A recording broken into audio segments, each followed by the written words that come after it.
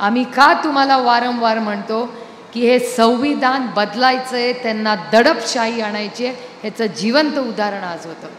DPTCमध्ये आम्हाला सगळ्यांना आमंत्रित केलेलं आहे. माझ्याकडे त्याचा GR आहे. GRमध्ये आमंत्रित व्यक्तीला बोलण्याचा, मत मांडायचा अधिकार आहे. तो GR माझ्या फोनमध्ये आता आहे.